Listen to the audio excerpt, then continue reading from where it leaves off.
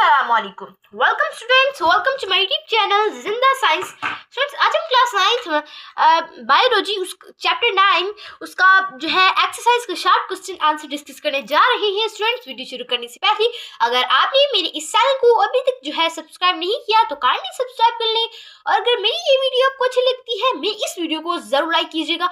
चलिए स्टूडेंट्स, अपनी बहुत ही जो है इंफॉर्मेटिव वीडियो को स्टार्ट करते हैं।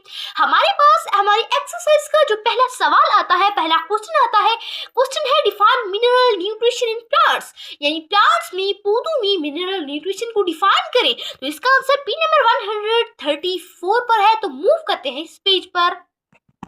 स्टूडेंट्स, पहले नंबर पर हमने डिफाइन करना है मिनरल न्यूट्रिशन को, तो इसका आंसर इधर से लेकर इधर तक है, बट आप रहने के लिखने को, तो हमारे पास इसका क्या मतलब बनता है, पहले आंसर लगा लें, इधर से लेकर बट से लेकर ये वाली लाइन कॉल्ड मिनरल न्यूट्रिशन तक इसका आंसर है। सो इसका मतलब है जो है ना, मिनरल्स की सिंथेसिस के लिए क्या दूसरे मिनरल्स की सिंथेसिस या दूसरे मॉलिक्यूल्स, बायोमॉलिक्यूल्स, हयाताती मॉलिक्यूल्स की तरकीब करने के लिए प्लांट को क्या जमीन से जो न्यूट्रिएंट की जरूरत होती है, जिन न्यूट्रिएंट्स की जरूरत होती है उन्हें हम कहते हैं मिनरल न्यूट्रिशंस। ये मिट्टी से हासिल करते हैं पौधे इनको, ठीक है। तो ये हमारे पास हो गया मिनरल न्यूट्रिशन। अब हम बात करते हैं अपने शॉर्ट क्वेश्चन नंबर 2 की। हमारे पास सेकंड जो हमारा शॉर्ट क्वेश्चन है वो है define micronutrient and macronutrients and give examples, यानी माइक्रोन्यूट्रिएंट्स एंड मैक्रोन्यूट्रिएंट्स की वजाहत करें और इसकी एग्जांपल्स भी दें, या इसकी तारीफ लिखें, तो इसकी एग्जांपल मिसाल भी दो। तो इसका आंसर बी पेज नंबर 134 पर ही है, तो मूव करते हैं इस पेज पर।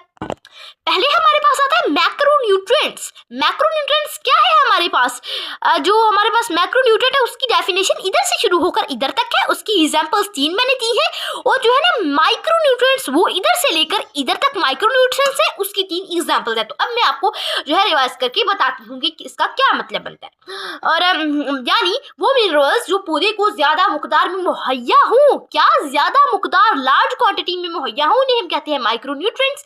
जैसे कि carbon, hydrogen and oxygen are macronutrients because they are available plant in more quantity. ये प्लांट को ज्यादा जो है ना मकदार में मुहैया होती हैं, क्योंकि ऑक्सीजन की कमी नहीं हुई, हाइड्रोजन की कभी कमी नहीं हुई, कार्बन की कभी कमी नहीं हुई। तो ये जो है इससे हम अंदाजा लगा सकते हैं कि ये मैक्रोन्यूट्रिएंट्स है, प्लांट को एक ज्यादा मकदार में मुहैया है। अब बात करती है माइक्रोन्यूट्रिएंट्स की।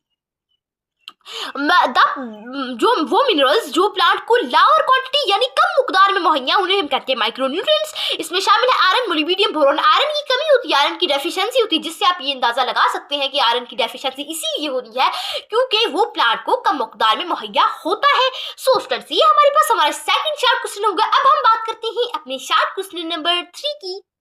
सो स्टूडेंट्स, हमारे पास जो हमारा थर्ड वाला शॉर्ट क्वेश्चन है उसका वो क्या है, वो हमारे पास थर्ड वाला शॉर्ट क्वेश्चन ये है कि state the role of nitrogen and magnesium in plants, यानी मैग्नीशियम और जो है नाइट्रोजन का रोल किरदार बयान करें किसमें, एक पौधे में। तो इसका आंसर पेज नंबर 134 पर है, तो मूव करते हैं पेज नंबर 134 पर इसके आंसर के लिए।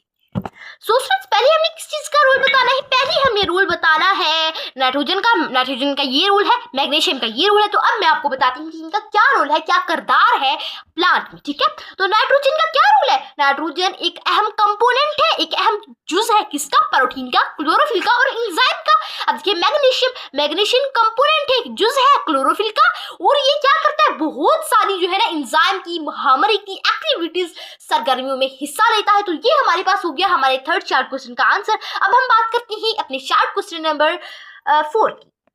सो स्टूडेंट्स, हमारे पास सवाल है define transpiration and its types, यानी इसकी इकसाम और ट्रांसपिरेशन यानी पानी के जाया होने और इसकी इकसामों को बयान करें। तो इसका आंसर पेज नंबर 138 पर है और कॉपी पर है, तो मूव करते हैं 138 पर। पहले हमारा क्वेश्चन है, सवाल का जवाब है the loss of water in the form of water vapours, यानी पानी की बहरात की शक्ल में जो है जाया होना प्लांट की सरफेस से, उसे हम कहते हैं ट्रांसपिरेशन। सो हमारे पास 4 वाले क्वेश्चन का आंसर पहले इधर से लेकर इधर तक है, यानी ट्रांसपिरेशन की डेफिनेशन, यानी पानी का पौधे की सतह से वाटर वेपर्स, पानी की बुहारात की शक्ल में क्या जाया होना, उड़ना, उसे हम कहते हैं ट्रांसपिरेशन। अब आ जाते हैं ट्रांसपायरेशन की टाइप्स की तरफ। पहले नंबर पर हमारे पास जो ट्रांसपायरेशन की टाइप है वो है stomatal transpiration, cuticular transpiration, lenticular transpiration. Students आप इनके नाम पढ़कर समझ ही गए होंगे कि स्ट्रोमेटल ट्रांसपायरेशन स्ट्रोमेटा की जो है ना सरफेस से वाटर वेपर्स की शक्ल में जो है स्ट्रोमेटा से वाटर वेपर की शक्ल में पानी का जाया होना कहता है, इसको हम कहते हैं स्ट्रोमेटल ट्रांसपायरेशन। कुटिकुलर ट्रांसपायरेशन एक मोटी झिल्ली जो कि एपिडर्मल सेल्स के ऊपर होती है, जो कि पानी की जो है ना वो जाया होने को ज्यादा से ज्यादा रोकती है। इसके जरिए से भी पानी का जाया होता है वाटर वेपर्स की शक्ल में, इसे हम कहते हैं कुटिकुलर ट्रांसपायरेशन। अब हमारे पास आता है लेंटिकुलर ट्रांसपायरेशन। ये पानी का जाया होना होता है छोटी छोटी सुराखों के जरिए से जो एक पौधे के तने में होती है, उन्हें हम उस प्रोसेस को हम कहते हैं लेंटिकुलर ट्रांसपायरेशन। सो हमारे पास ये हमारी थ्री टाइप्स हो गई, stomatal transpiration, lenticular transpiration and cuticular transpiration and lenticular transpiration. इनकी आप स्क्रीनशॉट्स ले लें और लिख भी लें।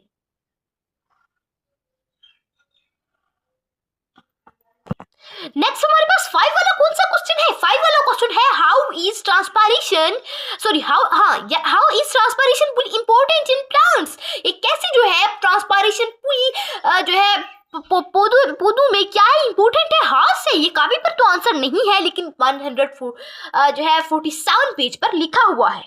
सो यहाँ बेनिफिट्स है ट्रांसपायरेशन की, create sufficient force that help in water and mineral transport. ये ना एक खींचने वाली फोर्स की जो है ना पैदा करती है ट्रांसपायरेशन पौधे में, जो मिट्टी से न्यूट्रिएंट्स और पानी को खींचने में मदद देती है। पानी के ट्रांसपोर्ट उसकी पानी और न्यूट्रिएंट्स की मिट्टी से पत्तों तक नकलो हमल में एक मदद देती है। ठीक है, दूसरा maintain cooling effect on leaves, यानी लीफ पर एक पत्ती पर कूलिंग का जो असर होता है उसको मेंटेन बरकरार रखती है। स्पोर्ट टर्जिटी इन प्लांट्स, यानी अगर ट्रांसपायरेशन होगी तो जो है एक पौधा फूल जाएगा, जिससे वो क्या होता है स्ट्रांग होता है, तो ये फूलने में इसे मदद देती है, सहारा देती है हमारे पास ट्रांसपायरेशन। ये हमारे पास इसके 3 बेनिफिट्स हो गए। सो हमारे पास 5 वाले शार्ट क्वेश्चन का आंसर मुकम्मल हो गया। स्टूडेंट्स अब नेक्स्ट बात करते हैं अपने शार्ट क्वेश्चन नंबर 6 की। Transpiration is the loss of water from plants, यानी ट्रांसपायरेशन लॉस होता है वाटर का, वाटर की सतह से जाया होता है। इट इज हार्मफुल फिनोमेना, ये खतरनाक फिनोमेना है। व्हाट इज इट्स इंपॉर्टेंस, लेकिन इसकी इंपॉर्टेंस क्या है?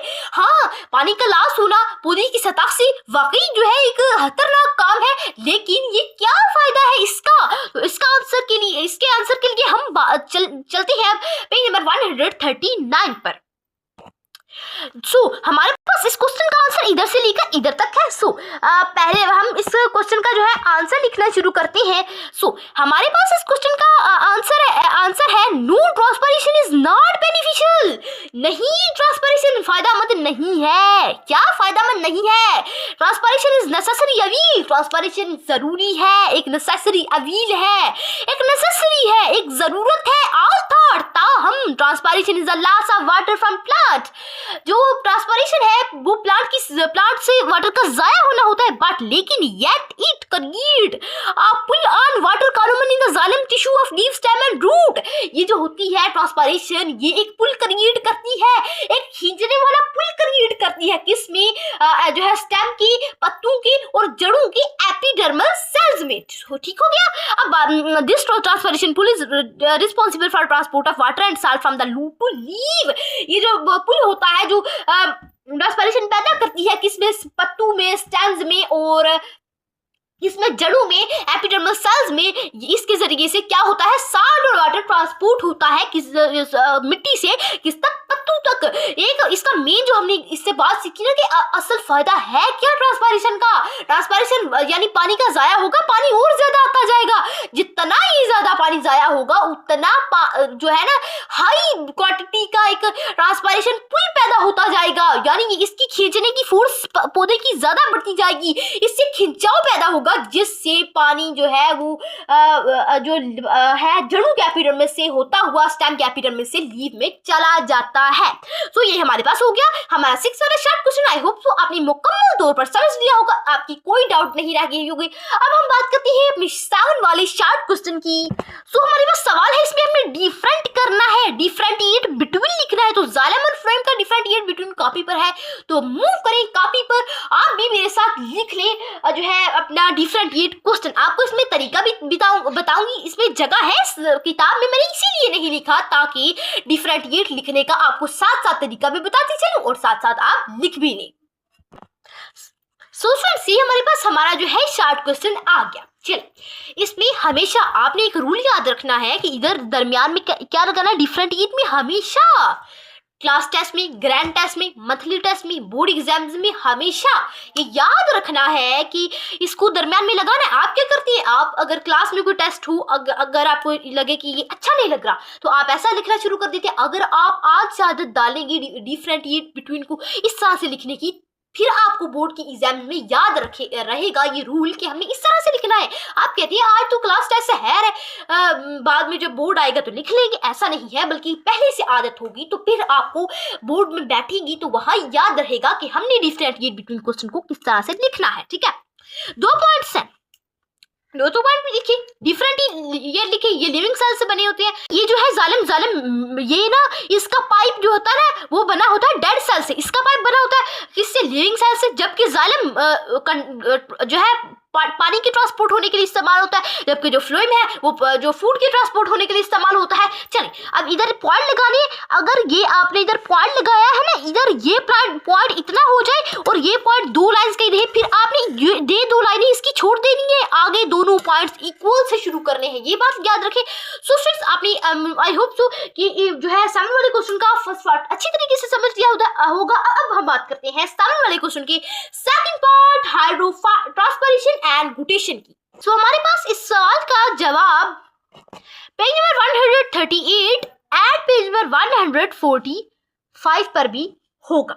ठीक हो गया, तो पहले मूव करते हैं पेज नंबर 138 पर। सो हमारे पास इधर ट्रांसपिरेशन है, पहले हम क्या करेंगे, पहले हम लिखेंगे आपका ड्यूरिंग डे टाइम, फिर लिखेंगे the loss of water in the form of water vapour through plant surface. ये नहीं है, पूरी डेफिनेशन उठा के लिख देंगे, बस इतना सा डिफरेंस लिखेंगे इस सवाल में। ठीक है, इतना डिफरेंस लिखने के बाद ये पहला डिफरेंस हो गया, ये दूसरा डिफरेंस हो गया। अब बात करते हैं कोटेशन की, जो कि है पेज नंबर 145 पर। इसका पहला डिफरेंस होगा आकर at night time early morning. ठीक है, और दूसरा डिफरेंस होगा, उधर हमने क्या लिखा था the loss of water in the form of water vapour from plant surface, लेकिन इधर क्या लिखेंगे, the loss of water in the form of droplets from plant leaves. ये जो गुटेशन की डेफिनेशन है ना, ये गुटेशन की डेफिनेशन मैंने किताब पर नहीं लिखी, लेकिन आपने ये जगह जहां स्पेस है इधर लिख लेना है। यहाँ ये पहला डिफरेंस ये और दूसरा इधर लिख लेना है आपने। ठीक हो गया। अब ये डिफरेंस है कि देखिए, अब एक यहाँ मैंने इसलिए भी लिखा है आपको एक बात बताने के लिए। कौन सी बात, देखिए यहाँ मैंने इधर क्यों नहीं लिखा, क्योंकि ये दोनों इक्वल जगह पे होने चाहिए। यहाँ अगर ना हो तो ना हो, छोड़ दें, अगर चाहे 3 भी लाइनें जो है बाकी रह जाए, छोड़ देना है उनको, आगे से इक्वल शुरू करने हैं। ठीक है, आगे इक्वल जो है वो शुरू करने हैं। ठीक है, तो ये हमारे पास हो गया हमारे 7 वाले सवाल का दूसरे पार्ट का आंसर। अब हमारा क्वेश्चन है 3 वाला, यानी हाइड्रोफाइट्स एंड हेलोफाइट्स में डिफरेंस। तो इसका आंसर पेज नंबर 146 पर है, तो मूव करते हैं पेज नंबर 146 पर इसके आंसर के लिए। देखिए, हम डिफरेंस लिखेंगे किस टॉपिक पर, where found and where observe water from which method क्या मेथड, यानी किस तरीके से ये वाटर को ऑब्जर्व करते हैं। पहले डिफरेंस हम इस टॉपिक पर लिखेंगे। तो ये कहाँ रहते हैं, ये जो हाइड्रोफाइट्स प्लांट्स है ना, पहले इसका आंसर इधर से लेकर इधर तक इसका पहला डिफरेंस होगा, और दूसरा डिफरेंस इधर से लेकर इधर तक होगा, यानी इधर तक 2 डिफरेंस इसके बनेंगे। और जीरोफाइट्स की डिफरेंस पहले नंबर पर इधर से लेकर इधर तक का होगा। ठीक है, पहला डिफरेंस ये, दूसरा डिफरेंस इधर से लेकर इधर तक। चलिए, पहला डिफरेंस वेयर फाउंड कहाँ पाई जाती है, लाइव इन फ्रेश वाटर, ये फ्रेश वाटर में पाई जाती है, या तर मिट्टी या लेक वगैरह में पाए जाते हैं। ठीक है, जीरोफाइट ये पाए जाते हैं ड्राई एनवायरनमेंट में, खुश्क एनवायरनमेंट में, जैसा कि डेजर्ट। ठीक है, तो ये हमारे पास इसका पहला डिफरेंस होगा कि कहां पाए जाते हैं। अब आता है observe water from which method, ये किस तरीके से ऑब्जर्व करते हैं अपने वाटर को। तो ये अपनी जो है ना, इनकी अपनी पूरी सरफेस से, अपनी पूरी बॉडी से वाटर को ऑब्जर्व करते हैं, जबकि जो जीरोफाइट प्लांट है ये अपनी लंबी जड़ों, अपनी डीप यानी लंबी जड़ों, अपनी गहरी जड़ों में से, खुश्क मिट्टी में से पानी को जो है ऑब्जर्व करते हैं। सो स्टूडेंट्स, हमारे पास इधर से लेकर इधर तक एंड इधर से लेकर इधर तक हमारे पास डिफरेंस हो गया हाइड्रोफाइट्स एंड जीरोफाइट्स का। चलें, अब हम बात करते हैं 7 वाले क्वेश्चन की फूड पार्ट की। फूड वाला पार्ट है हाइड्रोफाइट्स एंड जीरोफाइट। हाइड्रोफाइट और जीरोफाइट में डिफरेंस बताएं। तो इसका आंसर पेज नंबर 146 पर है। तो मूव करते हैं इसी पेज पर। हाइड्रोफाइट का पहला डिफरेंस वही वेयर फाउंड कहाँ पाया जाता है, इधर से लेकर इधर तक हो गया। ये किस तरीके से जो है वो वाटर को ऑब्जर्व करता है, इधर से लेकर इधर हो गया, क्योंकि ये अपनी पूरी सरफेस से जो है वाटर को ऑब्जर्व करता है। कहाँ पाया जाता है, लेक्स वगैरह में पाया जाता है। ये जो है वो पाउंड वगैरह में पाया जाता है, फ्रेश वाटर या तर मिट्टी में पाया जाता है। ठीक हो गया। चलिए अब आता है हमारे पास हेलोफाइट्स में डिफरेंस। ये कहाँ पाया जाता है, ये पाया जाता है साल्टी मैचेस वगैरह में। ठीक है, ये किस तरीके से ऑब्जर्व वाटर करता है, सच प्लांट ऑब्जर्व साल्ट। ये जिस तरह के प्लांट साल्ट ऑब्जर्व करते हैं आउटसाइड की और अपनी बॉडीज को क्या बनाती हैं, हाइपोटोनिक बनाती हैं। तो ये हमारे पास हो गया इसका आंसर। इसका पहला डिफरेंस इधर से लेकर इधर तक, दूसरा डिफरेंस इधर से लेकर नेक्स्ट इधर तक है। सो स्टूडेंट्स हमारे पास सामने वाले क्वेश्चन का फुल पार्ट भी हो गया। अब हम बात करते हैं अपने सामने वाले क्वेश्चन के लास्ट पार्ट की। तो अब बात कर लेते हैं सामने वाले क्वेश्चन के लास्ट पार्ट की। लास्ट पार्ट में बताया गया कि लेंटिकुलर ट्रांसपिरेशन एंड स्ट्रोमैटल ट्रांसपिरेशन में डिफरेंस लिखें। तो इसका आंसर कॉपी पर है। तो मूव करते हैं कॉपी पर इसके आंसर के लिए। पहले नंबर पर डिफरेंस है stomatal transpiration and second difference is lenticular transpiration. आपने मिड में ऐसे लाइन लगा देनी है, फिर इधर स्ट्रोमैटल ट्रांसपिरेशन, इधर लिखना है लेंटिकुलर ट्रांसपिरेशन। ठीक है। सो वाटर का जाया होना प्लांट की सरफेस से किसकी शक्ल में, वाटर वेपर्स की शक्ल में। स्ट्रोमेटा से प्लांट का जाया होना प्लांट की सतह से वाटर वेपर्स की शक्ल में, स्ट्रोमेटा से उसे हम कहते हैं स्ट्रोमेटल transpiration.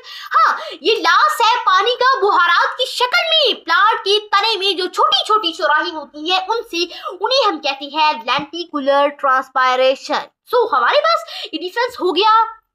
So friends I hope so आपने सामने वाला क्वेश्चन के अच्छे तरीके से समझ लिया होगा। अब हम मूव करते हैं अपने लास्ट क्वेश्चन नंबर 8 की तरफ। Last but not the least question है how do the plant of rubber and कीकर एक्सट्रैक्ट देयर वेस्ट। कि कैसे जो है रबर और कीकर के प्लांट अपना वेस्ट मटेरियल जो है वो क्या करती है, खारिज करती है। तो इसका आंसर पेज नंबर 145 पर है।